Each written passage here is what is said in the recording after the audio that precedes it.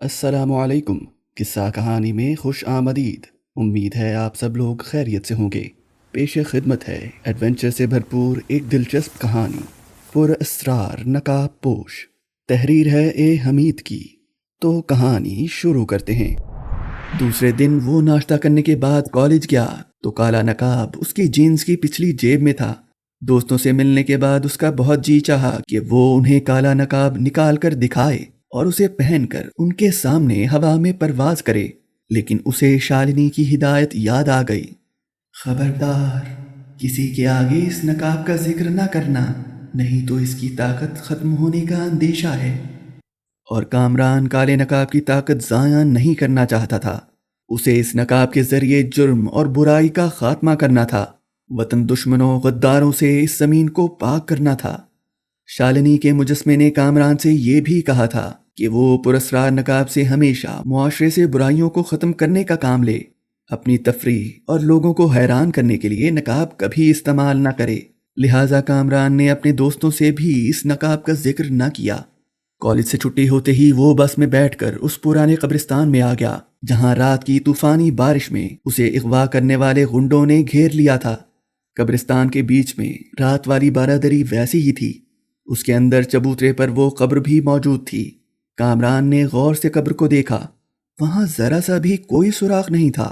फिर वो सड़क को पार करके खेतों में रात वाले गुंडों के खुफिया ठिकाने को तलाश करने लगा, मगर उसे गुंडों का कहीं निशान ना मिला।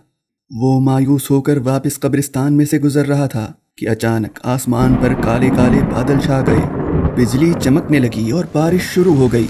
बारिश से बचने के लिए कामरान को दीवार के पास एक टूटी हुई हवेली का खंडर नजर आया। वो उसी तरफ भागा। बारिश बहुत तेज हो रही थी। काले काले बादलों से यकदम अंधेरा छा गया। कामरान ने हवेली की ड्योढ़ी में आकर जेब से रुमाल निकालकर अपने भीगे हुए बालों को पोंछा। पुरस्रार नकाब अभी तक उसकी जीन्स की जेब में ही था। वो रुमाल को निचोड़ रहा था कि उसे किसी लड़की की आवाज़ सुनाई दी। ये आवाज़ एक चीख से मिलती जुलती थी। फिर अचानक ये आवाज़ बंद हो गई, जैसे किसी ने लड़की के मुंह पर हाथ रख दिया हो। वो होशियार हो गया। उसने हवेली में इधर उधर देखा। ये एक पुरानी टूटी फूटी हवेली थी जहाँ कोई नहीं रहता था। वो ड्योढ़ी में एक तरफ खड़ा हुआ। चीख पीछे से आई थी। बाहर बारिश हो रही थी। कामरान चीख की आवाज़ जिधर से आई थी उस तरफ बढ़ा। आगे जाकर एक तंग सी गली बनी हुई थी। इस गली में अंधेरा था। वो दबे बाँव चलता हुआ जरा आगे आया तो उसे बाएं जानिब जहाँ एक बंद दरवाज़ा था, उसके पीछे से आदमियों के आहिस्ता आहिस्ता बातें करने की आवाज़ें आईं। वो कान लगाकर सुनने लगा। उसने एक आवाज़ को पहचान लिया। ये उसी समाज दुश्मन और जालिम गुंडे जबरू की थी। वो अपने साथी से धीमी आवाज में कह रहा था, इस लड़की को बेहोश कर दो, नहीं तो ये हम सबको पकड़वा देगी। वो लड़का तो कल हमारे हाथ से निकल गया, मगर अब इस लड़की को मैं हाथ से जाने नहीं दूंगा। सरदार, मैंने इसे बेहोशी का टीका लगा दिया है। शाबाश, अब इसे उठाकर बाहर जीप में डाल दो। हमें शाम से पहले पहले रहीम यार खान वाले वीरान कुएं पर पहुंचना है। फिक्र ना करो उस्ताद, हम शाम तक रहीम यार खान वाले पुराने कुएं पर पहुंच जाएंगे। उठाओ इस लड़की को। कामरान बंद दरवाजे से कान लगाए ये सारी बातें सुन रहा था। जब उसने देखा कि गुंडे बाहर की तरफ आ रहे हैं तो वो जल्दी से हटकर ड्योढ़ी के अंदर आकर अंधेरे में छुप गया, मगर जबरू और उसके साथी गुंडे इस तरफ नहीं आए। वो दूसरे दरवाजे से निकलकर जीप में बैठे और उसे लेकर तेजी से रहीम यार खान को जाने वाली सड़क की तरफ बढ़े। कामरान ने जब जीप के स्टार्ट होने की आवाज़ सुनी तो समझ गया कि गुंडे दूसरी तरफ से निकल गए हैं, मगर उसको परेशान होने की भला क्या ज़रूरत थी। उसके पास तो पुरस्रार नकाब मौजूद था। वो उसे पहनकर हवा में उड़ते हुए गुंडों का पीछा कर सकता था। वो इन गुंडों को पकड़कर पुलिस के हवाले तो करना ही चाहता था, लेकिन वो ये सुराग भी लगाना चाहता था कि ये लोग किस ग्रोह से ताल्लुक़ रखते हैं। वो कौन लोग हैं जो अगवा किए हुए लड़के और लड़कियों को खरीद कर उनसे गैर इंसानी मुशक्कत लेते हैं, और अगर कोई लड़का या लड़की काम नहीं करता या वो फरार होने की कोशिश करता है तो उनकी टांगे और हाथ तोड़कर किसी बंद कोठरी में मरने के लिए छोड़ देते हैं। कामरान इस सारे के सारे इंसान दुश्मन ग्रोह को कानून के हवाले करके उनका खात्मा करना चाहता था। उसने पतलून की जेब से पुरस्रार काला नकाब निकाल कर उसे देखा। ये नकाब कुछ देर में उसके अंदर ज़बरदस्त ताकत पैदा कर देगा। پھر وہ ان غنڈوں سے لڑکی کو چھڑا کر ان سارے غنڈوں کو پولیس کے حوالے کر دے گا، مگر وہ زیادہ دیر نہیں کرنا چاہتا تھا۔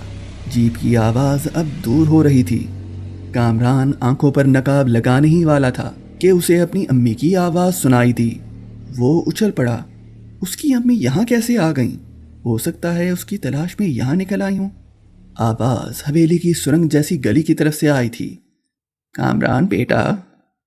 کامران پراسرار نقاب آنکھوں پر لگانا بھول گیا اور اسے پتلون کی جیب میں رکھ کر جلدی سے گلی کی طرف بڑھا۔ امی جان، میں آ رہا ہوں۔ وہ حویلی کی نیم تاریک گلی میں آیا تو اسے اپنی امی کہیں نظر نہ آئی۔ امی جان، آپ کہاں ہیں؟ امی کی آواز بند کوٹری کے اندر سے آئی۔ کامران بیٹا، میں یہاں ہوں، مجھے یہاں سے نکالو، میرا دم گھٹ رہا ہے۔ کامران پریشان ہو گیا۔ اس نے زور سے دھکا دے کر بند دروازے کو کھٹک سے کھول دیا۔ جو ہی وہ کوٹری کے اندر داخل ہوا، اس کے سر پر کسی بھاری شے کی چوٹ لگی اور وہ بے ہوش ہو کر گر پڑا۔ کوٹری میں لالٹین کی بتی کسی نے اونچی کر دی۔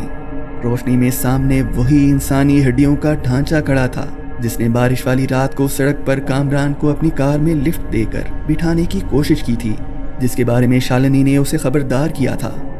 ہڈیوں کا انسانی ڈھانچہ شیطان کی طرف سے دنیا میں برائیاں پھیلانے کے کام پر لگایا گیا ہے۔ وہ تمہارا اور ہر نیک کام کرنے والے کا دشمن ہے۔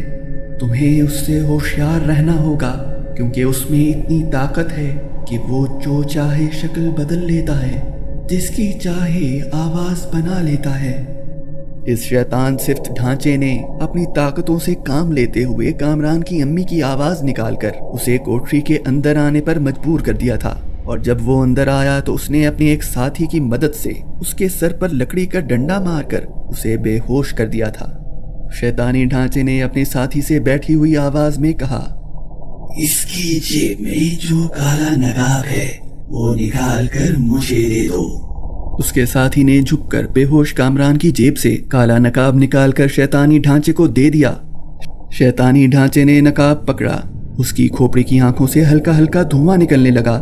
پھر اس کی کھوپڑی کا منہ کھلا اور ایک مکروہ کہکہی کی آواز بلند ہوئی۔